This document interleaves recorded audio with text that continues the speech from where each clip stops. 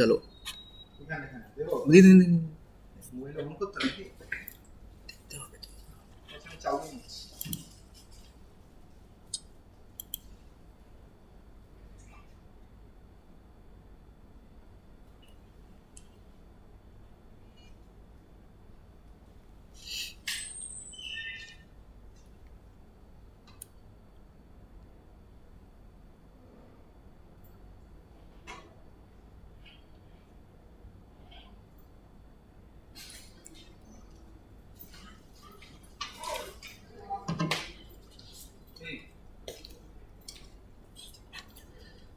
Okay, hello everyone. Welcome to this another lecture on Indian Constitution. So we have done quite a few things in our last class, and today we have already covered president, vice president, right? So we have talked about the veto power of the president in our last class, and all these things we have done. So let's talk about the Prime Minister of India today. So we have already covered certain parts. So just I will be just going through in brief that what we have done in our last class, right? So I hope everybody can see my screen and it is visible. So let's talk about the Prime Minister of India. So well, Prime Minister, we have already said that he is the head of the state. Well, as President is the head of the state, well, the Prime Minister is the head of the government over here. Okay, and Article 75 of the Indian Constitution deals with the appointment of the president, prime minister by the president, and we have already talked about that. What are the roles of the prime minister? Yes, he is the chairman of the Niti Aayog. He is the chairman of National Development Council, Interstate Council, National Water Resource Councils, and plays an important role in shaping of our foreign policy. Well, I have also talked that when Narendra Modi, our prime minister, he has visited so many countries. Okay, in last 6 or 7 years, and with the way he has been conducting foreign tours, and at the same point of time we can see that yes, he has also helped in improving our foreign relations with various other countries. Okay, so let's we have already talked about the oath, term, and salary. Well, salary is if we talk about the basic salary of PM is 50,000 at present, and he gets a lot of allowances for being the prime minister, and those are all determined by the parliament from time to time. And additionally, he gets some allowances, sumptuous allowance rather, for free accommodation, traveling allowances, medical facilities, etc., etc. And if we talk about how he will be holding his office, well, he actually holds office during the pleasure of the president. But if we talk about the tenure of the Lok Sabha, so Lok Sabha's tenure is 5 years. Okay, so we know that as the Lok Sabha's tenure is 5 years, so that means as far as our constitution is concerned, well, the prime minister cannot stay in power more than 5 years. Okay, in one go. Okay, so if he wants to be the prime minister for the next time, he has to get himself re-elected. The government can stay, means if we talk about a particular political party, they can stay in power, but the prime minister can be changed or can be dismissed by the president. But when, how? Well, it is all about if the prime minister enjoys the majority support in the Lok Sabha and he has the trust of the house, and then only he can continue to be the prime minister. But if he loses the vote of confidence, that is the floor test, he must resign, and the president will be dismissing him at that point of time. Okay, so let's move on to the next. We have talked about the councils of minister. We have talked about the cabinet ministers, right? So cabinet ministers, who are the cabinet ministers, who are the ministers of state, who are the deputy ministers, all these things we have already covered in our last class, right? So this was all about our composition and the councils of ministers. So I believe that everybody has got the link, and everybody should be watching, because I can see that very few people are watching as of now. So I hope that you will be coming soon. Okay, let's talk about the other parts. Just to make it in brief, I would like to say that who are the cabinet ministers, ministers of state, and the deputy ministers. Well, the cabinet ministers are the head. Basically, they are the senior most people. Okay, and all the important portfolios come under the cabinet ministry. That means defense ministry. If we talk about the home ministry, all these actually come under the this particular thing, that is cabinet ministers. Well, the ministers of state, they can be given independent charges at the and they can also be taken as an independent charge, and as well as they can be attached to the cabinet ministers. And there are few ministers of state, like we have what to say, means the railways, and if we talk about the power and energy sources, means ministries, they are actually, if we talk about, they are not the cabinet ranked ministry, but they are basically the minister of states. Okay, and deputy ministers, they are never given independent charge. Okay, so they are basically attached to the either cabinet ministers or the ministers of state. Okay, so they are basically like junior most, and these junior most ministers assist the cabinet ministers or the ministers of state in performing various activities. Well, if we talk about the cabinet ministers, we have also talked about that the cabinet ministers, with the help of the prime minister, they have got cabinet meetings, and the minister of state can only attend those cabinet meetings. Yes, only they can attend those cabinet meetings if their ministry is being concerned. Okay, so they are having a meeting for their ministry, so then only that ministers of state, means that department's minister of state, can join the cabinet meeting. But deputy ministers, they can never join the cabinet meeting. Okay, so they can never join the cabinet meeting, the deputy ministers. Okay, so now let's talk about the powers and the functions of the prime minister. Okay, so if we're talking about the power and the functions, so there are certain things, like first of all, you see, I have already told you that if we talk about the prime minister, okay, so prime minister basically acts as a bridge between president. Okay, he acts as a bridge between the president and the councils of minister. Okay, so he is basically taking, prime minister is the center authority over here, and he takes instructions from the president and he transfers it to the councils of ministers. So with the recommendations of the president, prime minister instructs his councils of ministers to do certain things. Okay, so like if we talk about what is his relationship with the councils of minister, well, then he recommends the persons. Okay, because he does not have the authority to appoint any councils of minister. He has to take permission of the president, and president will appoint the councils of minister on the recommendation of the prime minister. So he recommends the persons who can be appointed as ministers by the president. Well, he allocates and reshuffles. Okay, once the portfolios are being given and that person has been already appointed as a minister, so what happens is that person can be reshuffled, or he can be allocated certain ministries. And you know that sometimes we see that Smriti Zubin Irani, our cabinet minister, she was once upon a time, she was a Ministry of Human Resource, and now she has been transferred to Textile Ministry. Okay, so that means what? Once a minister is already being registered, he has already taken oath as a minister, he has been allocated a particular portfolio, and then what happens is that minister can be reshuffled, that can be given that they can be given additional charges as well, and sometimes they can be just juggling between the portfolios, and this is how it is being done by the prime minister.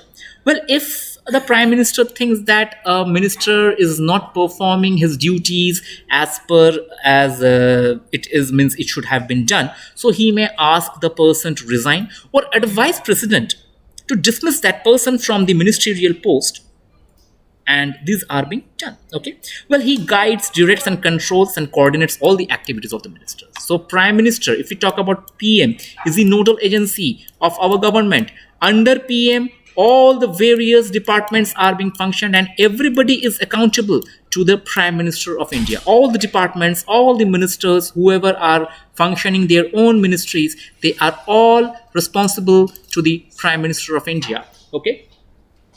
So next, if we talk about what is his relation with the president. Okay.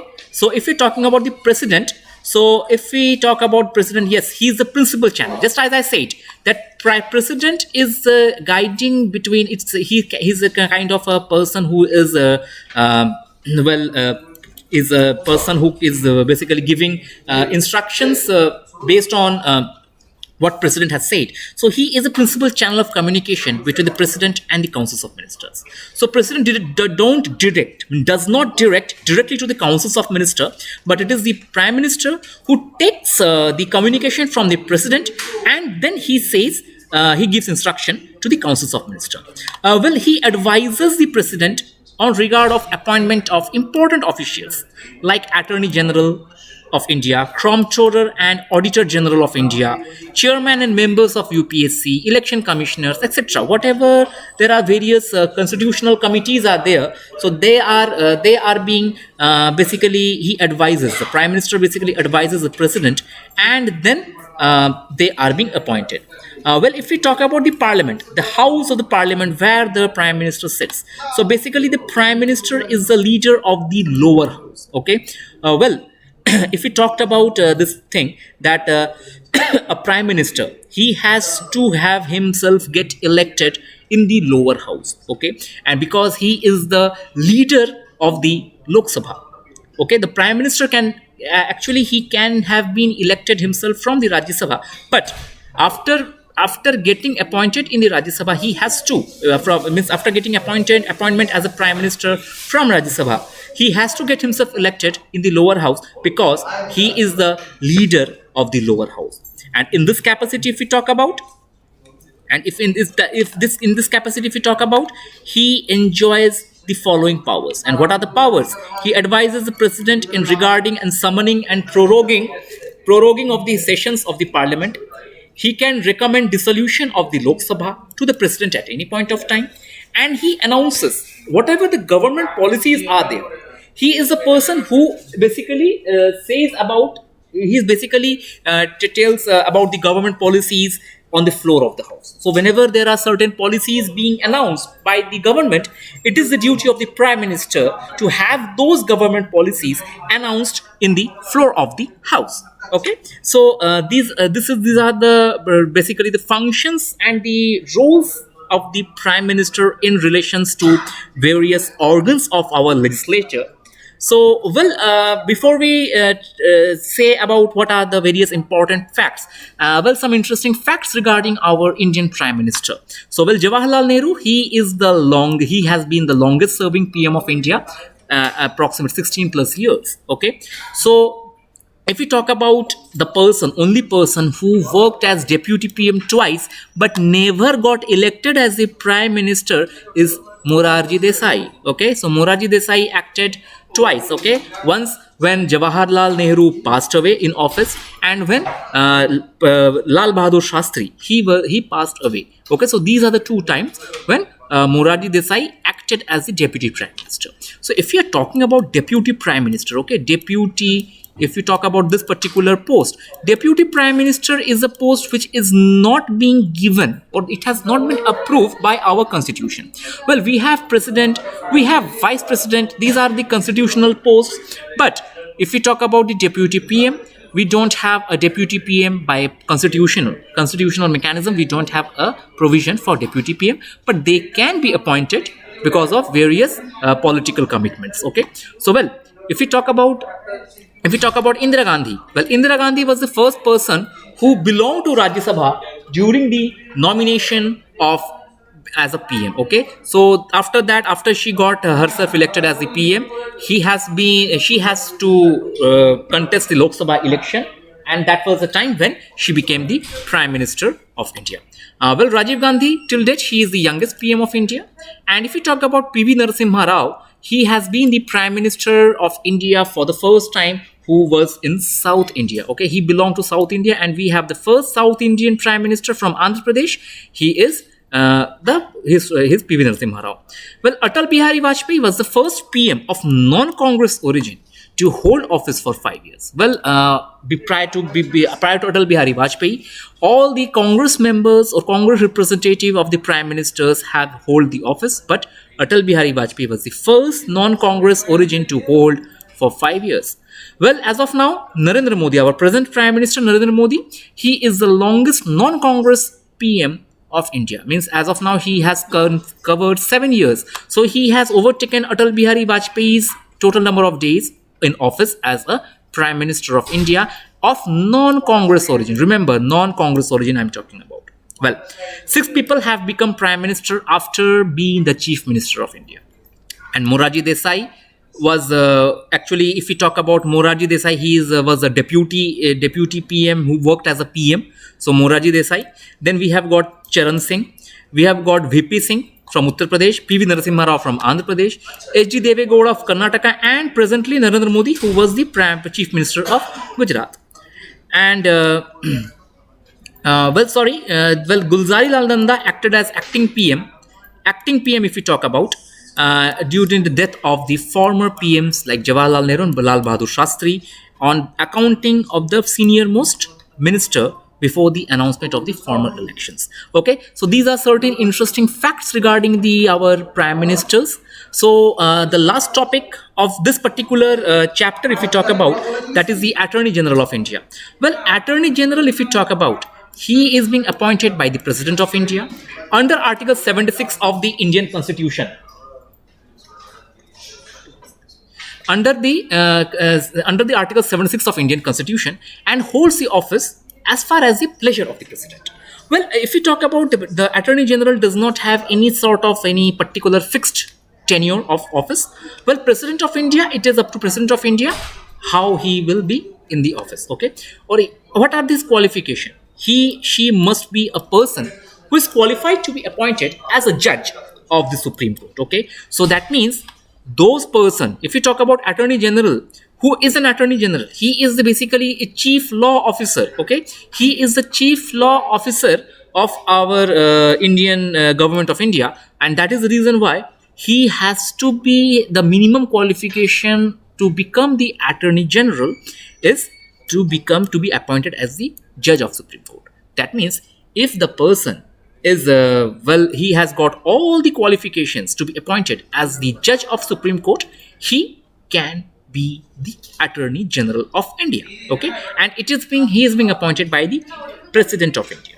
Okay, and there are no procedures or the grounds how to remove him, but he may quit his office by submitting his resignation letter to the President of India.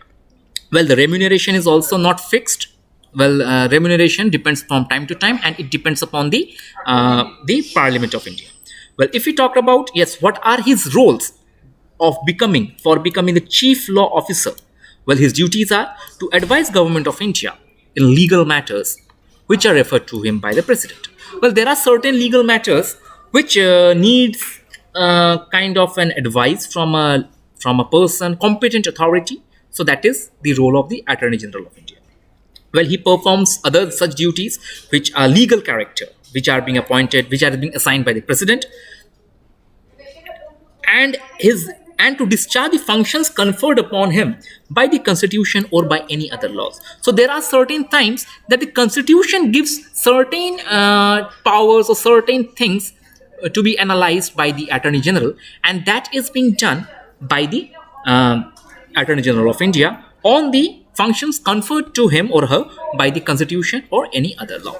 Okay, so with this we come to an end of this particular chapter, that is, if we talk about the union government, and we will be moving on to the next part of our syllabus, that is the Parliament of India. Okay, so we will talk about the Parliament now.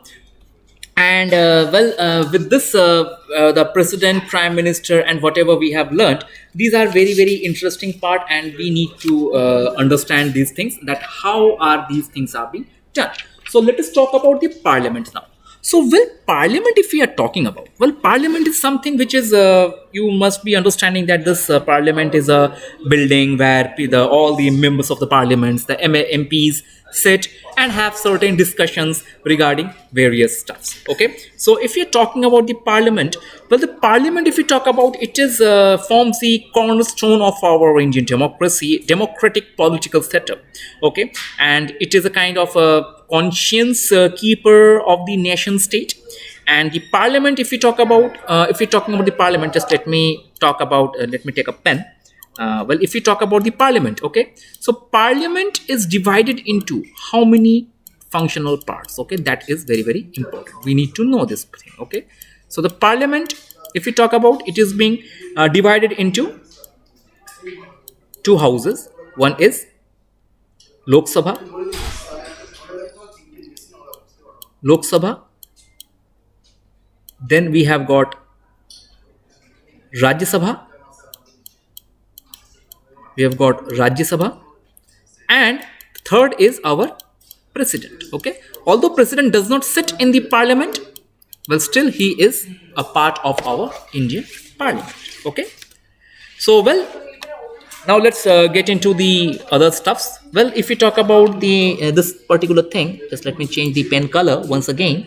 So well, it is a legislative organ. Legislative means the lawmakers. So parliament is our lawmaking organ of the union government. Okay, and the parliament, if you talk about, it has a very important position if in our democratic political democracy. And the form of the government which we have, the parliamentary form, it is known as the Westminster model of the government. Well, we have talked about the Westminster model. So Westminster model comes from the which parliament? It comes from the British Parliament. Okay, so if you talk about the British Parliament, well, they have this Westminster model because it is in the Westminster. Their parliament is in Westminster, and that same model is being applied in our Indian Parliament. So from article number 79 to 122 in the part 5th of the Constitution of India, it deals with the organization, composition, duration, officers, provisions, etc., whatever there are so on other things of the parliament. They are enumerated in the part 5 of the Constitution, which comprises of which articles? Article 79 to article number 122. So yes, organization of parliament I have already talked in very brief. So you see, if we talk about this particular thing, the parliament's organization, so yes, we have got three parts: president, councils of ministers, and the house of the people. Well, council of ministers are obviously there. And if we talk about how did the names come in, well, in 1954 the names of Rajya Sabha and Lok Sabha were adopted by the councils of ministers, okay, and the houses of the people respectively. And the Rajya Sabha is the upper house, second chambers of the house of the elders, and the Lok Sabha is the house, the popular house, the first chamber. Now you see there are certain differences. This is a Rajya Sabha, okay, this is the Rajya Sabha, okay. So where you can see this is the chairman, where the chairman of the Rajya Sabha sits, and here are the people, members of the parliament or the members of the Rajya Sabha sit over here, okay. So now you see a very interesting thing. This is the Lok Sabha, okay. So this is our Lok Sabha and this is our Rajya Sabha. So Lok Sabha, it has got a green carpet, and Rajya Sabha, it has got a maroon carpet. You can see the difference in color. Why? Because red carpet denotes the if you talk about the red carpet, that means the elitists, the elders, the respected persons of a particular house. They are being means guided in this particular house. So they are, if you talk about, yes, so that's why this is red carpet. But if you talk about the green carpet, well, the green carpet refers the agriculture. That means they are the people. They are being represented of the people. And that is the reason why the carpet over here is green in color. And that is the reason why the Lok Sabha is the house of the people, house of the commons, and the house of the elders is our Rajya Sabha. Okay. So let's move on to the next slide. What are the composition of the two houses? So let's talk about Rajya Sabha first. So if you're talking about the Rajya Sabha, total membership is fixed, okay. The total membership is fixed at 250, whereas 238 are to be the representatives of the states and UTs elected indirectly. Yes, just like the presidential elections, similar procedures are being also done for the election of the members of the Rajya Sabha, and 12 are nominated by the president. And if you talk about present, that means in the year of 2020, how many members are there in Rajya Sabha?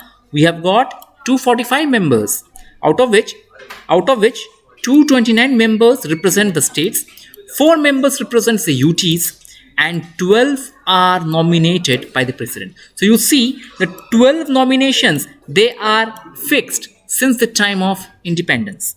So if we are talking about representation, okay, so Rajya Sabha, if we talk about, they are the house of the elders, so they are being representatives. So who are the representatives? So representatives, if we talk about, they are done given the states are given representation in the proportionate representation manner, and that is the reason why Uttar Pradesh has 31 states, whereas Nagaland, it has got only one state, because Uttar Pradesh, they have got a huge population.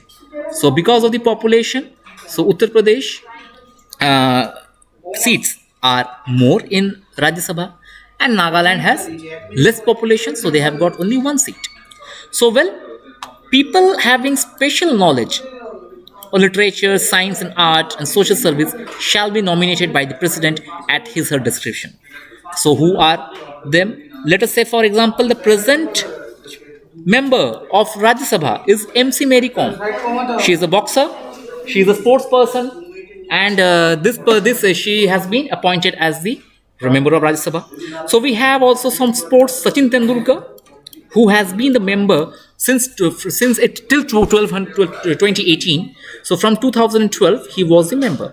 And the famous scientist, Dr. Satyendranath Bose, he was also an honorable member of Rajya Sabha, along with Lata Mangeshkar, Dr. M.S. Swaminathan, Javed Akhtar, etc. So they have, even Hema Malini, if we talk about, she has also been a nominated member in the House of Rajya Sabha. Okay. So now let's talk about the Lok Sabha part. Okay. So in Lok Sabha, the maximum strength, if we talk about, it is fixed at 552, and this will be till the year of 2026.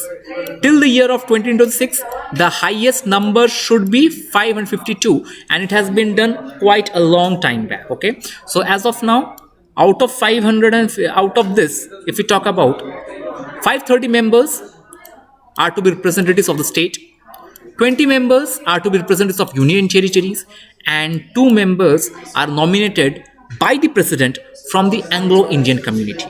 So if we are talking about the Anglo-Indian community, this will go on till 2020. You see, I have already mentioned over here, the president can nominate 2 members from Anglo-Indian community if the community is not adequately represented in the Lok Sabha.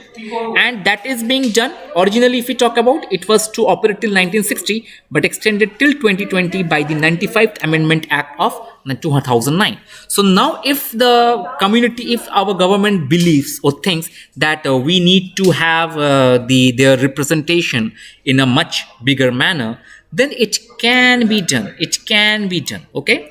So well, that is a different thing. And then we might have a new amendment, constitutional amendment, coming up very, very soon.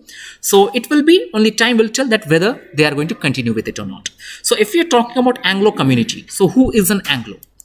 Who is an Anglo? Okay. So Anglo community or Anglo-Indian community are those people who has their either of their parents from British or European origin,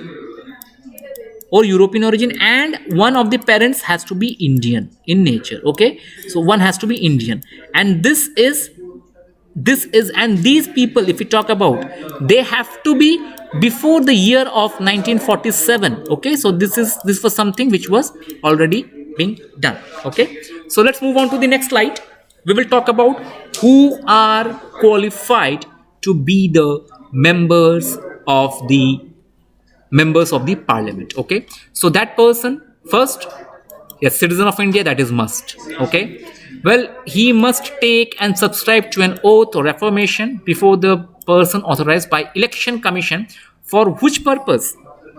To bear true faith and allegiance to the Constitution of India and to hold the sovereignty and integrity of India.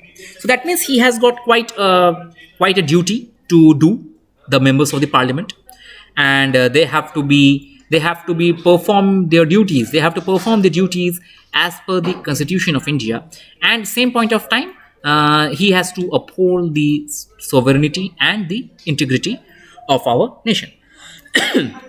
Well, if we talk about who can be the members of the Rajya Sabha, not less than 30 years, and Lok Sabha, not less than 25 years. Okay, so you see, as Rajya Sabha is the house of the elders, and that is the reason it has got an upper limit in the age, and the peoples people's representatives has got 25 years. Okay, so in the Lok Sabha we have got 25 years, and in the Rajya Sabha we have got 30 years. So minimum age criteria and other qualifications which are being prescribed in parliament, that also has to be done while becoming the member of the parliament. Okay, well, let's move on to the next course of action. So yes, so as we talked about the qualification of the members, so there has to be certain rules and regulations by which he can be disqualified being the members. So how he can be the disqualification? Well, if he holds any office of profit under the union and state government except that of a minister or any other office exempted by the parliament. Yes, so if he is being allowed to function in any of the office of profit under the union state government by the which is being exempted by the parliament, he can hold that office and at the same point of time be the member of the parliament. But if it is not allowed by the parliament, then he is disqualified as a member of parliament. Well, if he has unsound mind and stands so declared by the court, well, unsound mind means he is not in a good state of mind. Okay, he may have certain issues regarding his character, or if you talk about, well, his mental state. Okay, he may be depressed, or he may have certain kind of violent nature, but that is not, we are not to judge that thing. Okay, so he has to be declared unsound of an unsound mind by a competent authority and also declared by the court, then only he can be disqualified as a member of parliament. Well, if he is not a citizen of India or has voluntarily acquired a citizenship of any foreign state under any acknowledgement or allegiance to a foreign state, then also he loses his he loses his membership in the parliament. That means if any MP suddenly out of nowhere he acquires citizenship of any other foreign state, or he has his allegiance to the another foreign state, then he loses his part. Okay, well, he can be disqualified under any law made by the parliament also, and if he is undischarged insolvent. So what do you mean by this particular term, undischarged insolvent? That means he is not in a position to pay back his debts. Okay, udhar, loan, whatever he has given, he has taken, that he cannot go back, he cannot pay back it to the banks, pay back the debts to the banks. So if bank says that he is insolvent and he cannot repay his loans, then he is also discharged of being the member. He is discharged from his duties of being the MP. Okay, so well, there are certain other rules also. Okay, how a member can be disqualified. Okay, if we talk about this particular thing, it is under the anti-defection law. Okay, it is under the anti-defection law, which is being scheduled, which is under the 10th schedule. So okay, now let's talk about what is a schedule. Schedules are basically various, if you see in a book, you see various charts, various tables. So schedules are kind of certain tables of special mention in our Indian constitution. So there are 12 schedules. So out of which there are, in the 10th schedule, we have got the anti-defection law. And when was this law passed? It was enacted in the 52nd Constitutional Amendment Act, which in the year of 1985, and this act added the 10th schedule of the constitution. Okay, so anti-defection, we will talk about what is an anti-defection. Okay, so yes, the constitution lays that and in the 91st Constitutional Amendment Act, there is a thing which has been come into effect, that is, in case of a split in the party, then the members of the parliament are not to be disqualified. Well, before going into this particular thing, let us talk about what is this part. What is defection? What is anti-defection? Defection from a party. That means if a person voluntarily gives up his membership of political party on whose ticket he is being elected to the member.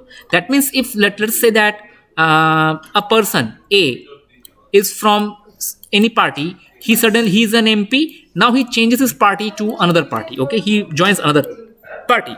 So that will be the time he will be disqualified to be the MP. Okay, it might be a possibility that that particular person, for his own advantage of being the MP, and for his personal benefits, he wants to become this kind of a thing. That is a time when this kind of things are not tolerated. At the same point of time, if you're talking about anti-defection, so these are certain. Sometimes if you talk about the horse trading, like at one point of time when a political party wants to have their majority proved in the floor test, so that's the time when they start dealing, or they start, you must have heard in the news that they start buying MPs, okay, and they resign together and join a new party, and these are the things which can happen. Okay, so these are the things which are not tolerated, and this is all about anti-defection law. Okay, so if you're talking about the anti-defection laws, and well, so these are about anti-defection laws. Well, the political party from which he belongs to, that party can also request the house to request the Lok Sabha speaker to dismiss him or disqualify him if he votes or abstains from voting in the house contrary to the directions given by his political party.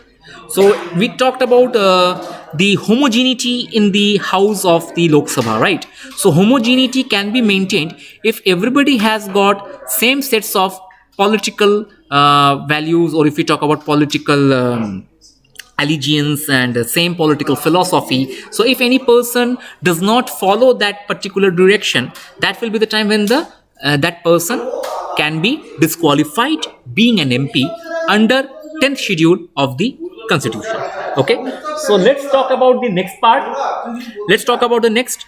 If an independent elected member joins any political party, so let us say that I have got elected myself as an independent candidate in Lok Sabha, and suddenly I with on the influence of certain XYZ party, so I get then I get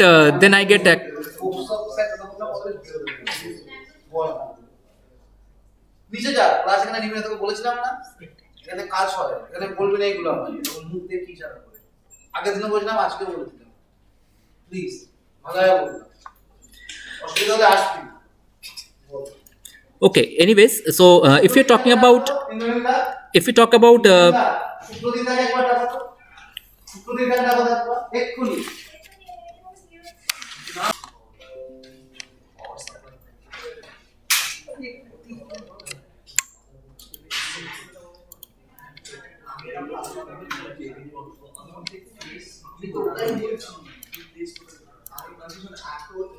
Okay, anyways, I believe I am audible to you people once again.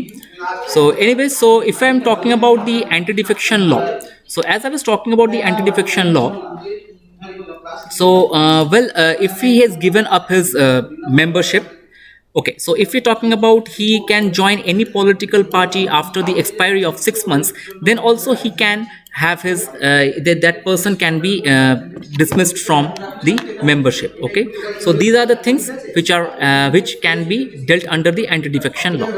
Okay, so let's talk about what are the ways by which the seats can be vacated.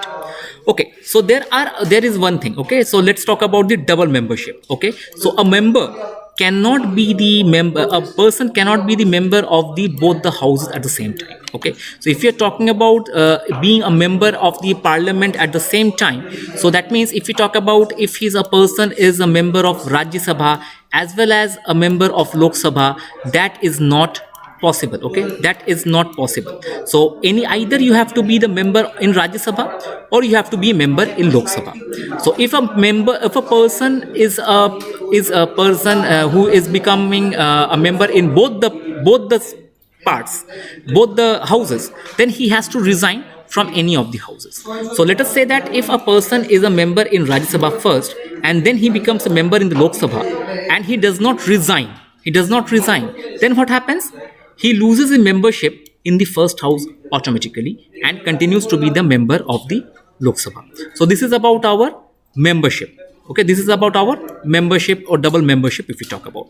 Well, if you talk about the disqualification, well, if any, just as I said, that if a person in our last slides we have talked about how a person can be subject to any kind of disqualification. So his seats become vacant if the person is disqualified. Okay, so if you talk about resignation, well, there are certain times that the members are resigning and resigning from this particular place. So, and that will be the time when the seats fall vacant, when the resignation is being accepted. Okay, yes, sometimes the resignations are not accepted. Okay, so if the resignations is being accepted, then these are the things when resignation accepted, then the seats can be held vacant. Okay, so if we talk about the absence, well, a house can declare absence of a member if he is not coming to the office for 60 days without permission. So if a person 60 days without permission, if a person does not visit Rajya Sabha or Lok Sabha, he is being discontinued. Okay, so he hasn't applied for leave. So with this particular thing, if we talk about then this what happens is, if he is if we are talking about the computation of the 60 days, well, we have to take into consideration that those days won't be counted when the house is not in office. So we are talking about the prorogation or the adjournment. Okay, so these are the two things which has to be taken into consideration. Okay, so well, 60 days is the maximum limit under which a person can declared as vacating his seat from the Lok Sabha.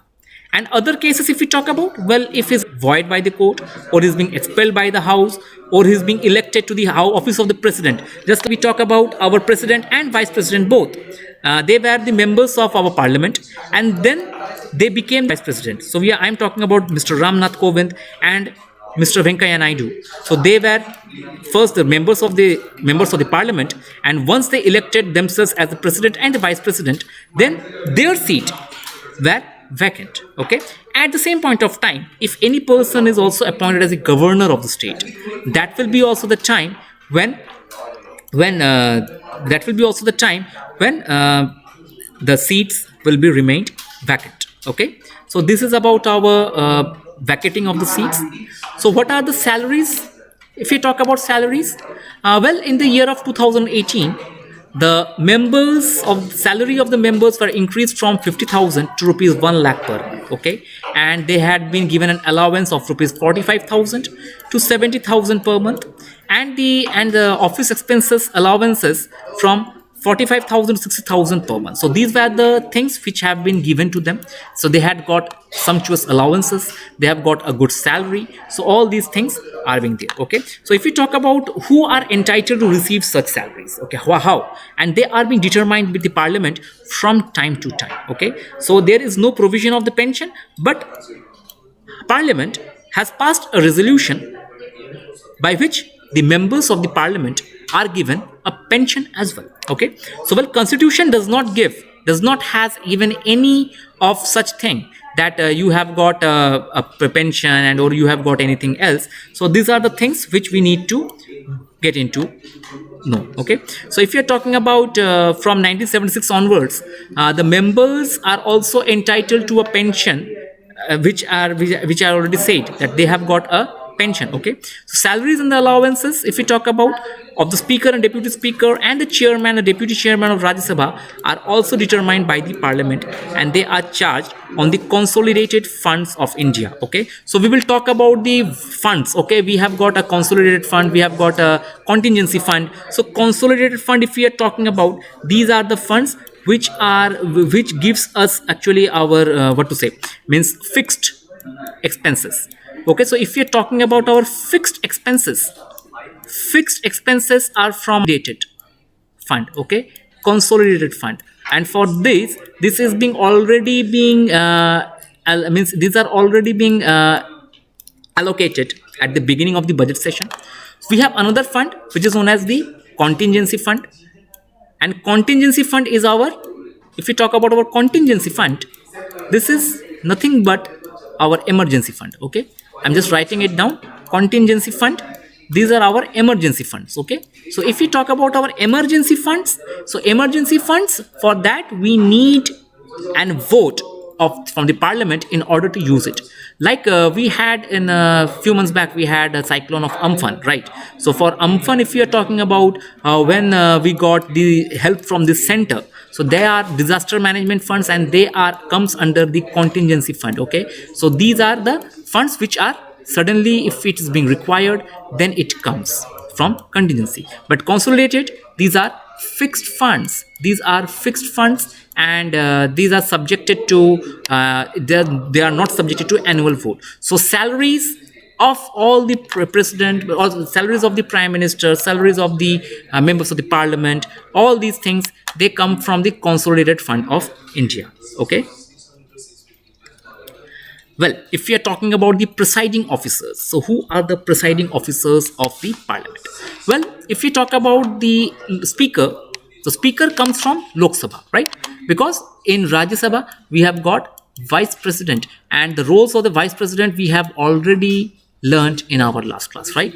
So if you're talking about the speaker is elected amongst the members as soon after its first meeting. Okay, so speaker, as of now, if we talk about the speaker, she is Sumitra Mahajan, our ex-speaker, and she has been known for her good sense of humor in the parliament. And right now we have got Mr. Birla is the Lok Sabha speaker as of now. Okay, Om Birla is the Lok Sabha speaker presently. So how he sees this means, if we talk about the speaker's life, means speaker's tenure in office. So during the tenure of Lok Sabha, the speaker is also there. Okay, so speaker is actually remains in this office during the life of the Lok Sabha. Okay, so it vacates on following cases: if he ceases to be the member of Lok Sabha, or he resigns, or she resigns from writing to the deputy speaker, or if he is removed by resolution passed by majority of all the members of Lok Sabha, and such resolutions can only be moved after giving a 14 days advance notice. So with this we are talking about, if we talk about the Lok Sabha and the Rajya Sabha, they have got their own speakers, and the speaker of Lok Sabha means in the speaker, presiding officer of Lok Sabha is called speaker, and presiding officer of of the Rajya Sabha is called the chairman, and chairman is basically the vice president of our nation. So with this we will coming to an end of this lecture, and in the next class we will talk about various other things of our constitutions of India, and we will continue from where we have left today. Okay, so we will talk about functions of the speaker in our next class. So we will be ending the soon, and I will be also giving you the you have already got the attendance link, so it will be activated very soon. Okay, so thank you and have a great day ahead. We will be continuing with this class in our next class. Okay, so thank you and have a great day ahead. Thank you very much.